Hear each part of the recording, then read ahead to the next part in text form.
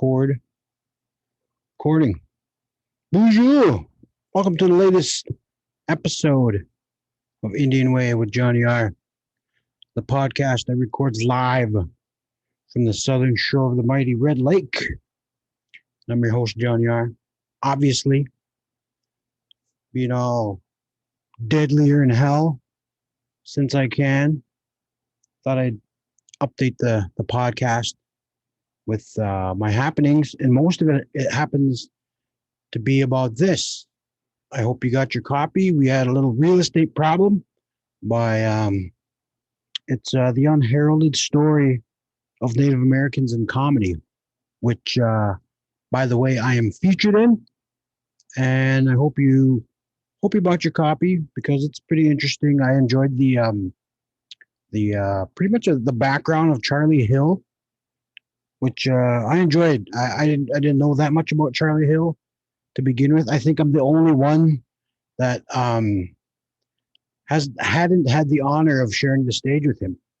I just I never got to that level yet, before his untimely passing in 2013. But yeah, sorry, rude rookie move.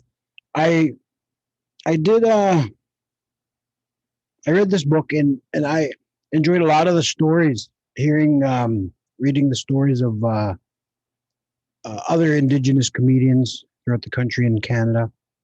Ryan McMahon, Adrian Chalapa, 1491s, and it was it's pretty much what we all go through. We never think that we're going to get the opportunity to get to a mainstream audience. A lot of us haven't. Some of us, some of them are getting up there. Like the 1491s, they were on Comedy Central's The Daily Show, and Ryan McMahon does his thing up in Canada. He gets a lot of coverage. He works hard for those. Those guys work hard for the coverage and the time they get in. It's inspiring to see guys that I've worked with able to get to that level. So hopefully someday it'll come my way. But again, full-time work, full-time job, and those benefits, and being a father, that's the most important thing right now. So that's where I'm at, what I'm doing. And this book was again, there were a lot of things that needed to be said. I myself said said some things that had to be said. Coming from Red Lake, raised in the Red Lake Nation, growing up on a reservation, it's tough. It's when we're young, we're more like we kind of, I feel like we're prey when we're young, because there's a lot of people that maybe don't want to support the young people coming up. And I myself, I felt like that. I wasn't destined for greatness. I wasn't a great high school athlete. I was more of a I don't know what I was. The more I think about it, the more I realize I wasn't as cool as I initially thought I was, because growing up, I grew up with some athletic, popular guys, and I was just a hang-arounder, and I never was able to reach, the level of, star athlete that my friends did. And I was just, it got to a point where my senior year, I played basketball, football, baseball with all my friends, 7th through 12th grade. And it just so happened my senior year, 1994, playing basketball. I just I had enough. You know, I knew basketball wasn't doing anything for me. It wasn't going to get me anywhere. So I just quit. Just I don't know. I don't know what I want to do, but what I wanted to do, but I just quit the team, and the the boys eventually went on to win the District 29 championship, and they were, I think, a game or two from state. I don't really remember, but after they won it, I kind of regretted leaving. But then I thought about it again. And just man, that wasn't me. I was just cheering my little heart out on a bench all those years anyway. So, but it wasn't really. I was happy for my friends. They worked worked hard 7th through 12th grade to get to that moment, and I was proud of them more than anything, and I just enjoyed seeing all their hard work pay off. But for me, that it wasn't it wasn't for me. So, and seems like after high school, there um, weren't really many opportunities for me coming out of high school. College. I don't know why college was never it was an option, but I just never went that way. Just went to work, and I don't even know where I'm going with this. What was I saying? Oh, the younger people are prey to the older, whatever. And it really is like that. You know, a lot of us struggle growing up because we didn't have a lot of positive role models. The myself, I grew up. Uh, a lot of the guys that I looked up to eventually let me down. So it was more like what not to be like when you get older. Speaking of which, I just turned 45 last Friday.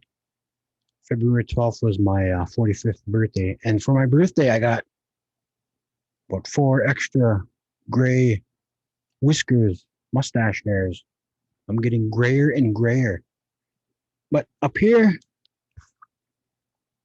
you know, I've always had thin hair, but I'm not really gray. But hopefully that'll come soon. So I have the poly walnuts, poly walnuts wings. Um, Makes me think of my grandpa when he died. I think he was 73, and he didn't have very much black or gray hair either. I know my uncle Larry, he's in his mid 70s. He doesn't have gray hair, so maybe that's where I'm headed. But we do have big foreheads, so big foreheads and thin hair. My uncle Lyman too. He was in his I think late 60s when he passed away, and he didn't have any gray hair. So maybe that's where I'm headed. But I've been thinking about what's going on in the world today. You see reading about Texas struggling with winter weather down there. It shouldn't be that bad, but from what I was reading, their electrical grid is controlled by a company down there, and it doesn't want any interference from the federal government, and it was not prepared for. I don't know. I could have been reading this wrong, but that seems like it was money over protecting, preparing what was not eventually because I said it hasn't snowed there since. Well, this is just from a TikTok I heard since the 70s or something. I don't know, but I really should read more into that before I speak on it. But and I was joking around about Texas and their guns and their big trucks and their you know don't don't mess with Texas, and Texas is vulnerable as shit down there right now, and sad that it really came to this. I want nothing bad to happen to anybody down there, you know, but it's just you think differently of how um, people portray themselves. And then when it really comes down to it, they're not really prepared like they should be. Like us, we've been what I got to like 45 below the last couple of weeks, and thankfully, we're fortunate. I admit that we are fortunate. Our furnace held tough. You know, um, wasn't really much. There really hasn't been much snow this winter yet, but we're due for a wicked storm. Well, not storm, but more snow. And like, was it last year, or a couple of years ago, we got stranded in our yard because our road, our driveway is so long. It must be about quarter mile, three quarters of a mile, half a mile. I don't know, not quite a mile, but you know, third of a mile maybe long, and in the woods. And we got stuck back here because we had like 30 inches of snow. I think around like right after Christmas, and we got stranded back here. We had to have people del- deliver care packages. Like they could come back as far as not even halfway down our driveway because the snow was so bad, and I'd have to walk down the driveway to pick up whoever left stuff for us, and it took us 4 days to get out. Fortunately, none of us got hurt or anybody got sick, and that's pretty much where I'm at right now. Pretty fortunate. I am fortunate right now. My family, we're all healthy. Um, my wife and I are still working, and we're lucky. A lot of families aren't as lucky as us, and I even though I did test positive for the coronavirus in October, we were able to get through that, and um, it just we dodged a bullet. We're still all safe. We're all healthy, and it's all a bro can ask for. And other people aren't as fortunate, and I am thankful for that. My wife and kids, and my parents, my sisters, and I think three of my nephews tested positive late last year, and we're just lucky, man. We Not everybody is as fortunate as us, and we understand that. And to make light of Texas, that was it's just the way I am. Um you deal with misfortune with humor. It helps me. It helps us. The us Red Lakers. Again, we laugh at the most inappropriate time because it's just the way we deal with harsh times. That's just the way we are. And then me with making little cracks about Texas and Joe Rogan, and that's just I don't know. I'm just trying to lighten the mood. That's what I'm trying to do. It's not what I get paid to do. It's just the way I grew up. Bring a little lightheartedness to a bad situation, but sometimes it might be inappropriate. But that's all I know. That's all I know how to do. But yeah.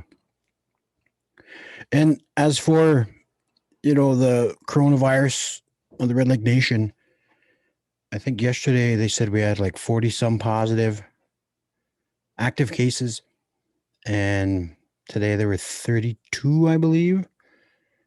And again, that's just not the information isn't readily available like it should be. The information gets stuck along the pipeline. So, no pun intended. We'll get to that later. I get just stuck somewhere, and we're not readily, the information we want and need that's important, that's crucial, isn't there. And it's getting a little frustrating, because it's really something we all need to know. We should be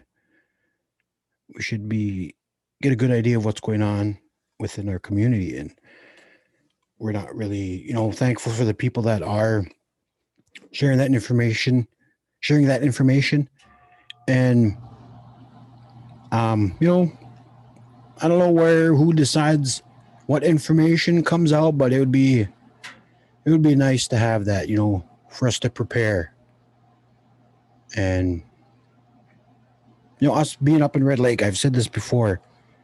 Um, we're probably the last of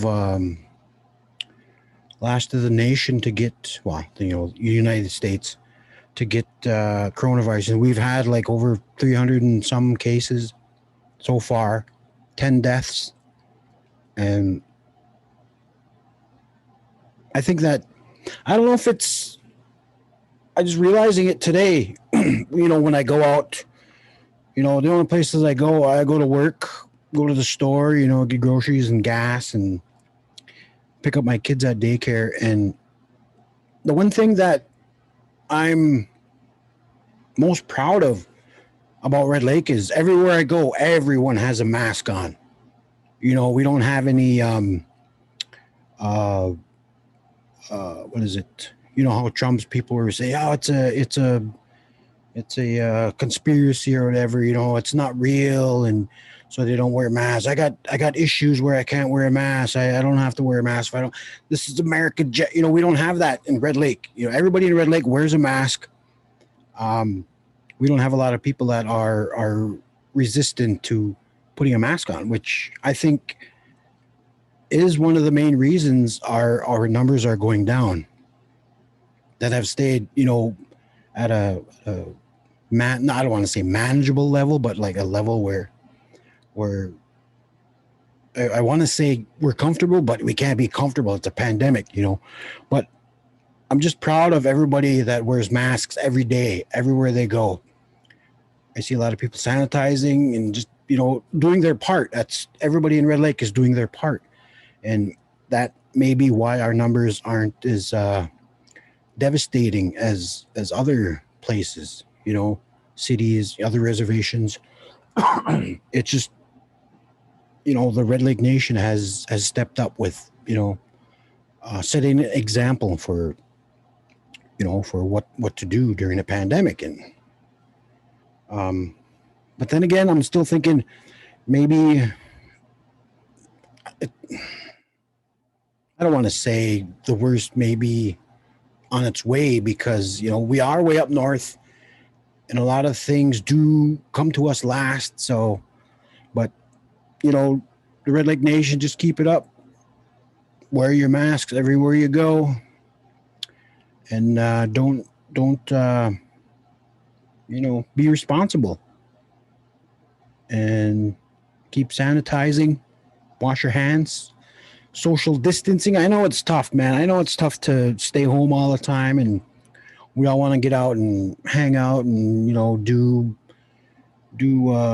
Red Lake things with our Red Lake friends, and it's we just got to hang in there and keep doing what we're doing, wearing our mask, and just being responsible and setting a good example for everybody else that's watching. And I think we're doing it all on our own, because I was telling the wife, man, it's like it seems like somebody should step up. We one of our elected officials step up. Take all the be the fucking hero, man. Get up and make a stand. Let the people know this is what we're doing. I haven't seen it yet. That's not a knock on our elected officials. It's just they're not being Ted Cruz, bailing out on us and heading to Mexico during a time of crisis. But but I think the Red Lake Nation is just doing fine. We don't have that. Beto O'Rourke, even though Beto's not a elected official in Texas or whatever. But it'd be nice to have one of our council members step up and take charge and lead the way. I don't know. Maybe I watch too many movies, but It just seems like the Red Lake Nation did it on its own. Everybody wearing a mask. Like, fuck, man, let's get this shit over with. Everybody put your mask on, wash up. No, wash up. Wash your hands, sanitize, social distance. And let's just get through this and let's get our vaccinations. Everybody go get their vaccinations. And it seems like a lot of the spread of coronavirus has to do with the pipeliners that are coming up from wherever. They're a problem. They really are. Not only with being careless with their hygiene and shit or whatever, but they're also a danger to our women. So we got to keep an eye out for that. Keep close tabs on those that could be vulnerable to questionable men. That's our job right now, to check on those that could be vulnerable to something like that. But I think that's all I got. If you can, go get the book. I'm in it. They write about me. My story is first, and there's a couple more in the middle of the book, and then they finish it off with my little Hollywood, one of my many Hollywood adventures. It's in this book. I mentioned with Charlie Hill, 1491's Adrian Chalapa, and Ryan McMahon, friends of mine. So I'm proud. I'm really proud of it. I love the way Mr. Nestoroff weaved that story together, and it's just something I hope you guys can check out. There's some things in there maybe I shouldn't have said, but to find out what it is, you got to buy the book. So I think that's all I got. Me good for listening, me good for watching, and just let's keep doing what we're doing, Red Lake Nation. Keep your masks on, sanitize, and social distancing. And Mig Rich for listening, Mig Rich for watching.